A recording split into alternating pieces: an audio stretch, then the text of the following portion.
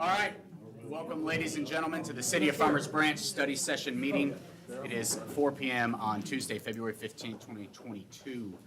We will begin with A1, discuss regular agenda items. Start to my right, Councilmember Driscoll. I'm good, thank you. Councilmember Merritt. I do want to thank staff for providing a red line. We talked about that before. It was appreciated with Chapter 56 changes. I also want to, I do have a question. That was on H5. On H4, how many phases are left of the contract with the ERP? Just the last one, just one. Just one. Thank you very much. I was trying to read through and didn't quite jump out. Yeah, Enterprise Asset Management's the last one. We just completed utility billing. It went Okay. live February 1st. And we think the 600-plus hours of management hours will be ample enough for that. Yes, sir. That's Okay. what they're estimating based on Tyler's implementation. And I saw the amount of hours expended was less than they thought they'd spend on the prior ones as well. So I think we're gonna be fine. Okay. And let's see, the last two are for Mark Bentley, if I may. I'd like to congratulate you on H6 on the sanitary sewer work. Okay. That's a great use of our funds and repairing those in place. And then I did read over the 86 pages of H10 with the Grand Prairie contract. So I just Oh, wanted to okay. let you know I read that, so. Okay. That's all I have, Mayor. Some light reading. Just some light reading of the Grand Prairie contract for the interlocal agreement. What else are you going to do on a Sunday afternoon? Councilmember Lynn. Question on H5, if you would, please, regarding the collection boxes. So I know the 7-Eleven down at Webb Chapel and 635, next to them, they have called the numbers on both those boxes to try to get them removed. They were set there illegally. They didn't have TxDOT permission or anything else. So who do people call if there are nuisance collection boxes set on property and those companies don't come to pick them up? If this ordinance is passed, that becomes a code violation, so they come right to us.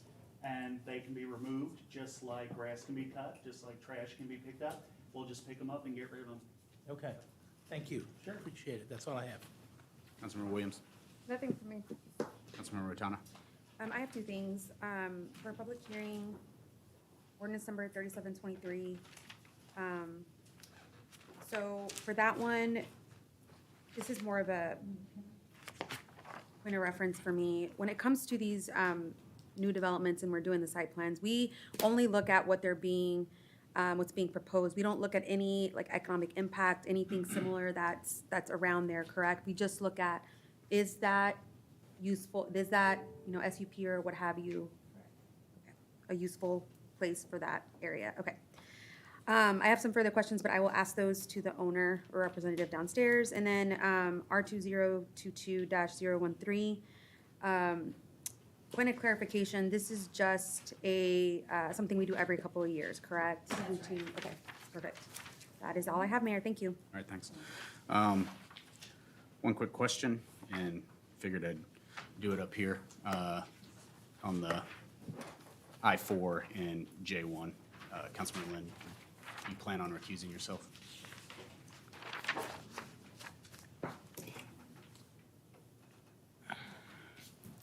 Repeat the question?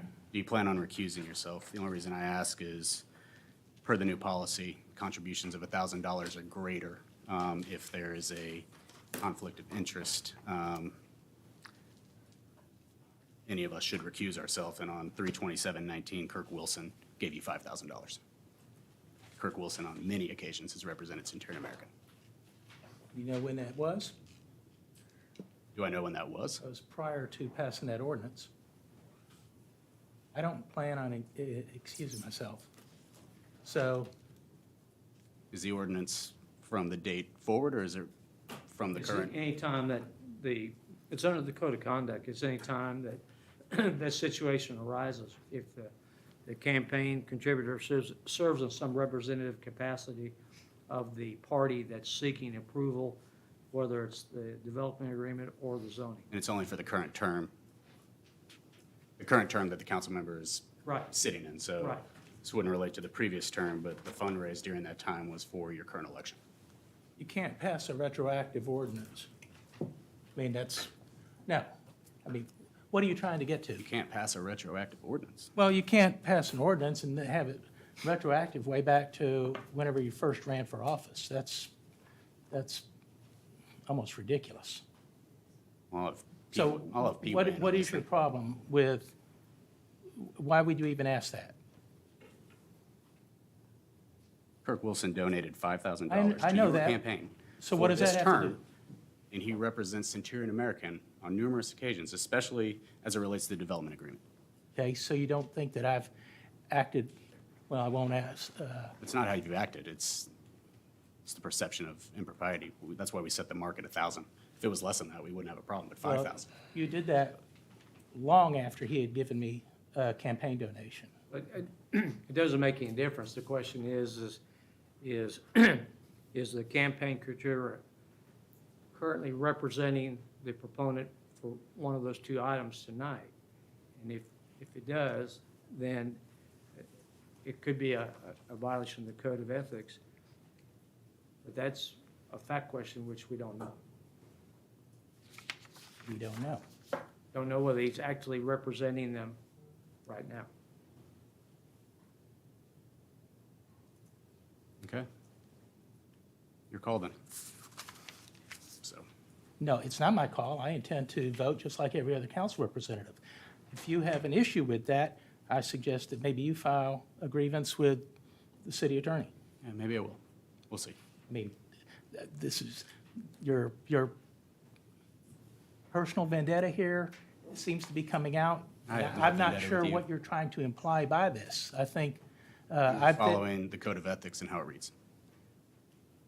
Pure and simple. And I'm asking the question. I have the duty to ask that to everybody, And he especially when you receive that amount of money. Mary answered the question saying he doesn't plan to abstain. I filed Fair. an affidavit. All right. Next is A2, receive a presentation on the police traffic stop data analysis report for calendar year 2021 is required by Section 2.132 and 2.134 of the Texas Code of Criminal Procedures. Chief Hale. Thank you, Mayor.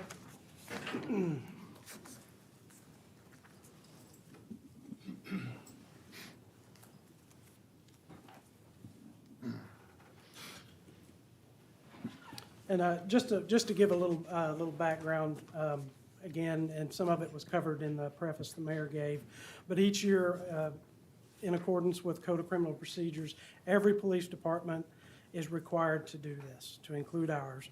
And so as part of that, we have an independent third party we give them the raw data on our traffic stops, give it to them, and they give us back this data. And for a number of reasons, to make sure that, a third party is looking at it and gives us an honest review of the data that was provided. And that has been done again this year.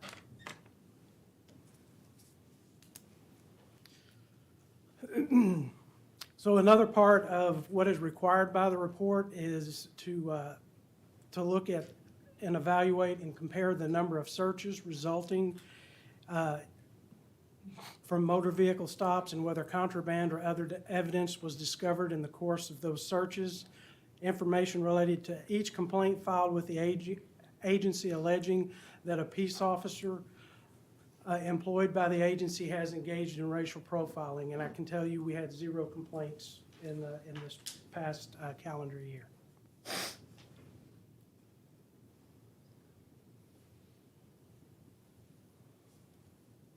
So this is some data on the actual traffic stops and the race or ethnicity associated with the traffic stops that the Farmers Branch Police Department makes. The percent of total stops, 29.03 white, 29.18 black, 34.71 Hispanic, and 6.13% being Asian. And to caution you a little bit, whenever you look at the data, they put the city population, the county population, and the regional population. But what's been pointed out by the conductor of the study to me on numerous occasions is that it's virtually impossible to know what your driving public is at any one given time. And so this is the best comparisons we can do. It's what the state requires us to do. But in reality, it's really difficult to draw any conclusions. And I know we've had this conversation in the past, but they require us to do this, but it's very difficult for us to draw any conclusions because on any given day, the motoring public is going to be different. But it's still healthy to take a look at the data and make sure that we're doing our jobs appropriately.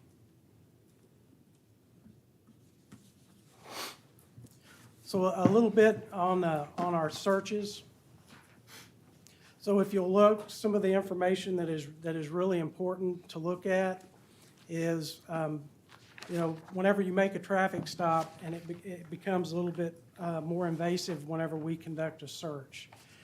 And so if you'll look, the majority of the stops that we make, of them 9,042, we do not conduct a search of the vehicle associated with the traffic stop. And then 516 times we do. Also of significance as the reason for the search, many times we obtain consent, but the majority of the time we have probable cause in order to conduct that search in the vehicle. And what that means is that the officer sees something that leads them, that is more than reasonable suspicion, that is, there is a violation of law that they believe to have occurred, that they're able to visualize in the vehicle, and they conduct a search based on that probable cause.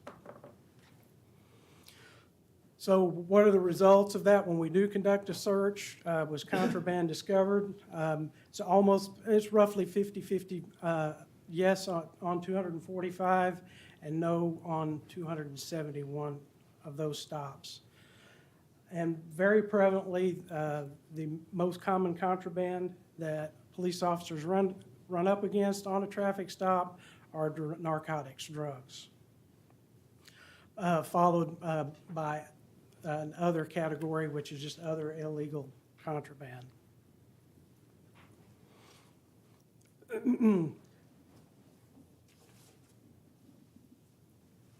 So 24 times contraband resulted in an arrest, and the other times, 221 times, it did not.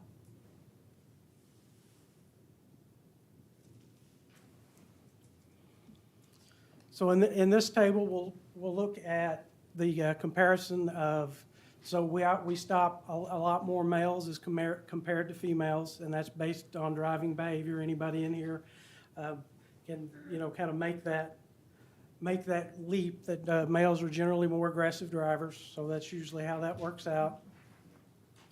The majority of the time, the stop is going to be based on a moving traffic violation, 5,428 of those, followed by some other type of violation of law. So interestingly, we give a lot more written warnings.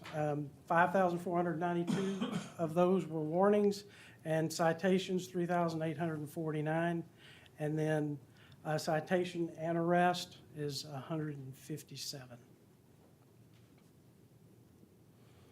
So, and of those categories, it's roughly the same. Arrests are based on violations of penal code, and then also almost evenly on violation of traffic law.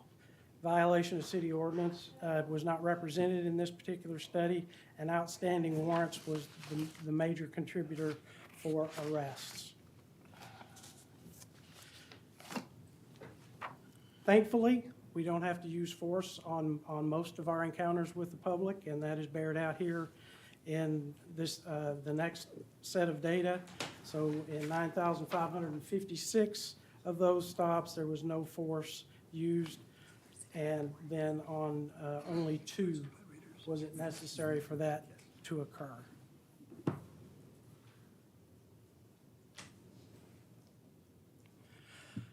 And this slide to me tells the entire story. And if you've ever tried to drive down a roadway and just look over at the cars passing you, it's very difficult to tell who's in those at highway speeds or even on our interior roadways. And so 9,449 times, the officer had no idea who they were stopping. And then only 109 times out of those stops did they know who they were stopping. And I think this is a very relevant, as much as the rest of this data is important, I think this is a very relevant line item because it does show that the officers absolutely have, most of the time, have no idea who they're stopping. They're stopping a violation, not a person. They don't meet the person until they get up to the car window.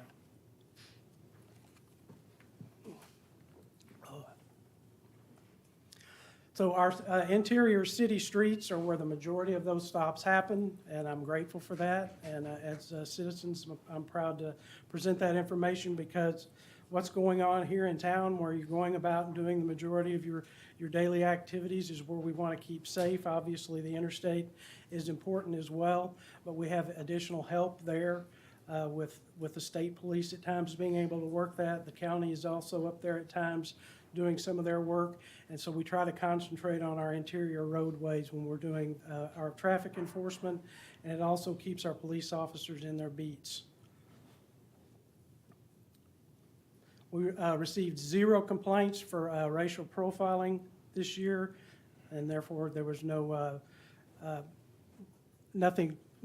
disciplinary action associated with that, and without any complaints, there's no way you're going to discipline anybody anyway. So I think this bears out very well that our officers are out there, they're doing their job, they're doing it well, and they're not biased in the way they go about doing it.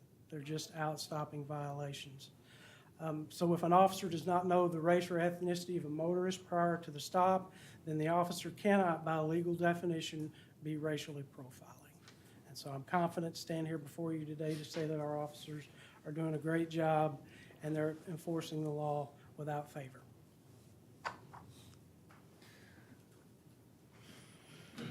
Any questions? Chief Hale, just want to say thank you very much for your leadership, but also for what you and the police department do on a daily basis for the city of Farmers Branch. Y'all are always above reproach, and the service that you provide us is the best in the state, if not the country. And so we're just thankful for that and all that y'all do, truly. Thank you so There's no much. questions from me. Wonderful report. Yes. Councilmember Thomas. Thank you so much for the information. I did have a couple of questions. So one, the last legislative session, one of the bills that I was really trying to track is HB 2315, which is the street racing bill, which luckily passed. So now we have, our police departments have recourse when it comes to those things. As you know, we did have some racing issues, or still have, because I still get complaints, but any idea, and this probably isn't something that needs to be a part of the report, but it kind of goes hand in hand. Have we given out any tickets for Class A misdemeanors related to street racing? How have you seen that play into effect over the last, it only went into effect last year in September. So over the last, 6 months, have you seen anything from the street racing side, and we stopped folks, or were we able to cite them? Would love some intel on that if you have it. I don't have specific. No data. worries, okay. I don't have specific data on the stops made specifically Sure. for street racing. Okay. However, I can get that information. No, and I figured as much. I just thought it was as appropriate since we were talking about the statistics, because I think that was a big win for, as you know, to be able to give you all some teeth to be able to do something about those outside of our state highways. The other thing is related to, and this is point of clarification, you mentioned like some of the stops related to the warrant. So we still have all of the license plate readers that are assisting with that across our major thoroughfares entering the city, correct? Yes. Are there any that we may need to, any major thoroughfare where we don't have them that we may need to talk about or make sure that we have them, just out of curiosity? You're talking about in vehicles? No, and the major thoroughfares. I know we still have them, correct? No, actually, we don't, do we? Okay. The Not this traffic light. It's for the warrants. The You know, license LPRs. Yes, Okay, we still have those in. we do. Okay, are there any major thoroughfares that we may need to include in that, or most of our larger ones have those? No, we still, on our entries from the west, Mm-hmm. those are probably the ones that we need to work on next. Okay, okay. But we just installed some new ones this year, right? Yeah, we did. I remember that discussion from budget. Okay. Yeah. Perfect. No, because I know those are definitely something that helps when it comes to just keeping our streets safe. Other than that, I think that's all I have. Thank you so much for your time and the report. I You're appreciate it. welcome. Councilmember Williams. Thank you, Chief Hill, and this is, I think this speaks loudly to what a great job our officers do. I know any of my interactions with our officers is above reproach. You guys are truly fantastic. But as a point of clarification, on that, on the slide that has the bar graph with the percentages, everything, as a percentage of the city population to the total number of stops, everything looks real on par until we get to our black population. Our black population in the city is only at 8.13, and the total number of stops is significantly higher. And so Charles and I had previously talked about this point as well. And so I just wanted to, when we pull out, because it's based by city alone, and we're not looking at what our surrounding cities that makeup is, and as a county as a whole, once we pull out of that, that percentage looks much more in line with the percentage of the population. Is that correct? That is correct. If Okay. you look at the county population, and also, what I'll go back to this, because anytime you see that, and it could be in any one of the categories, I go back to the fact that the officers have no idea who Right. they're stopping. As they report, whoever we're stopping a violation and not a person. Perfect. And so, Perfect. So I just want to make sure that the public who may be watching or may have seen that slide, that can be kind of a jolting, situation. And so I just wanted to make sure that, they understood that, since it's only by city population, you're not looking at the surrounding cities and the county as a whole. And so once you widen out that look, then it's much more in line with what's Yes. reflective in our surrounding areas, so. that is So correct. thank you so much, Chief Hill. You're welcome. Councilmember Lynn. So I guess another way to say that is, we don't have a breakdown of who's getting a ticket by Farmers Branch residents. This is just as a whole, right? Yeah, so, and we don't know who or what race or whatnot is passing through our city, either coming or going north or south.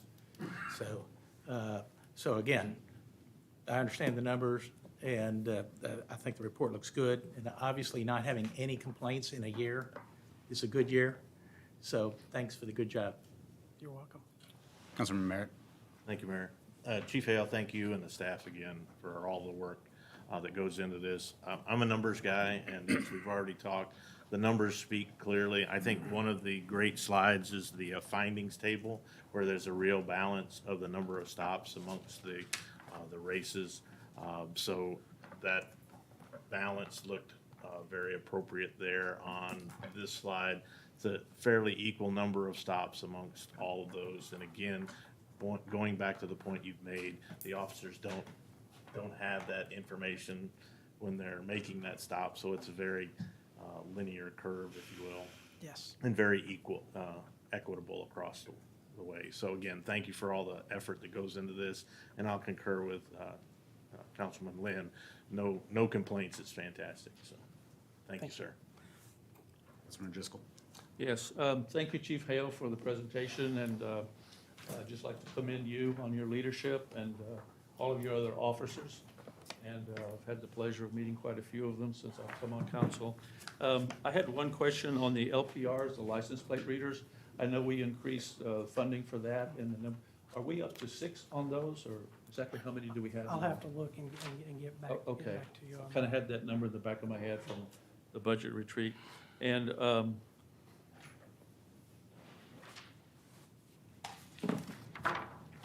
I know that the police department has won these state awards the last few years. And for how many years, and I know last year, I gave the study session report after this session where, again, you had no, problems or anything like that, and no bias. How many years has that been the case for Farmers Branch PD? as long as we've been doing these reports, as long as I've been here, and I'm trying to think back whenever the law actually passed, I want to say it was in '09 maybe, something like that. It's pretty rare that we get, I've never seen a sustained one. We have had them, but never a sustained one where we believe that's what had actually occurred. Right. Somebody I more- thought it was quite a few years, yeah.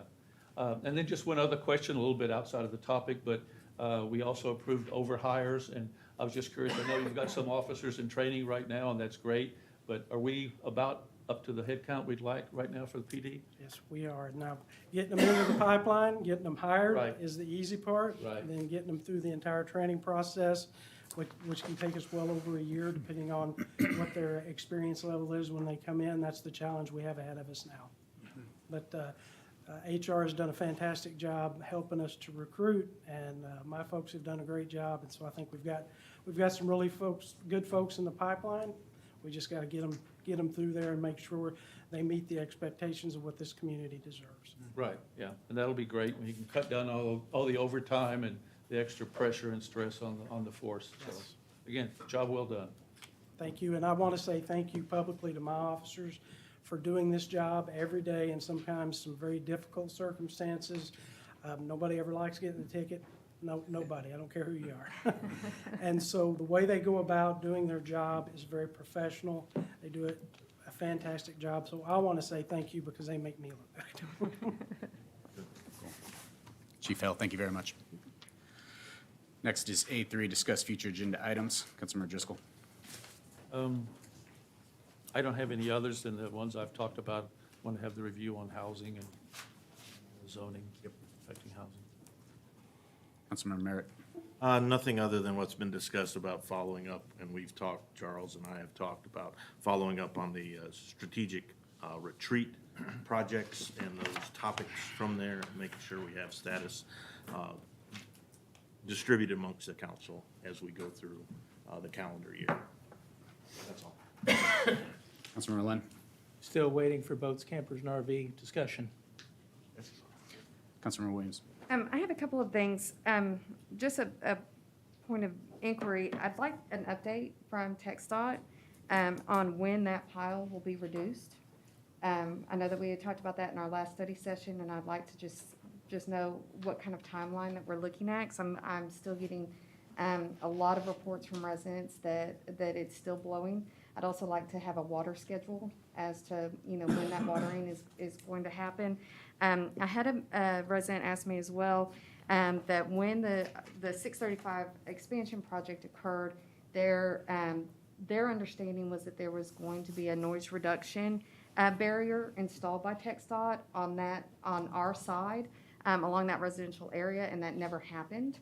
And so I'd like to know, is that part of our plans, once the I-35 expansion occurs, and if not, is there a way that we as a city can help nudge that?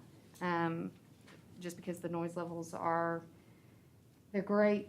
As someone who lives near that, even with the creek and the apartments and the buildings, the noise is significant, and I understand that we're an urban area and that noise is always going to be an issue, but if there's ways that we can help negate it, I think that would be worth looking into.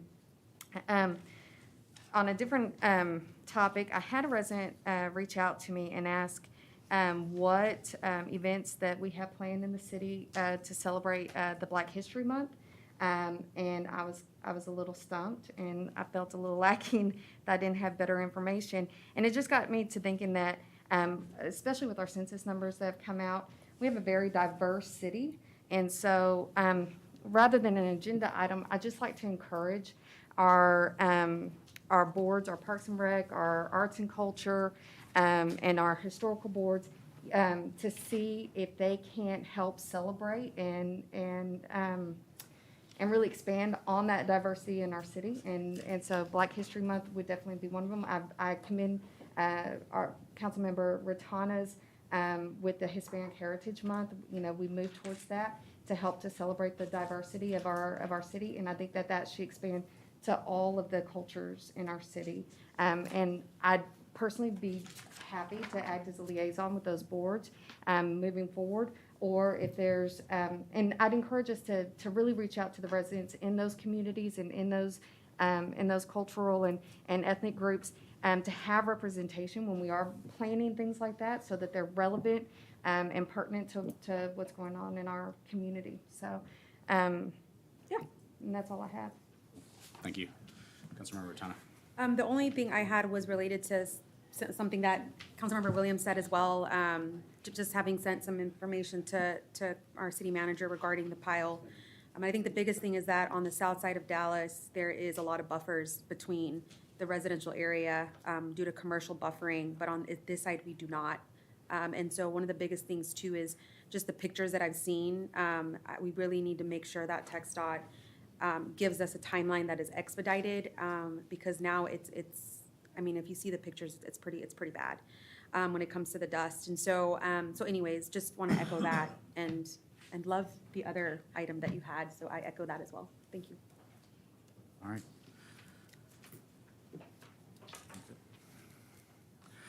Next is executive session. Council may convene into a closed executive session pursuant to Section 551.072 of the Texas Government Code to deliberate regarding and discuss the purchase, exchange, lease, or sale of real property north of Valley View, south of Trinity Valley Drive, east of George Bush, and west of Luna. We will recess for a few minutes and come back into executive session. The time is 4:31. Thanks.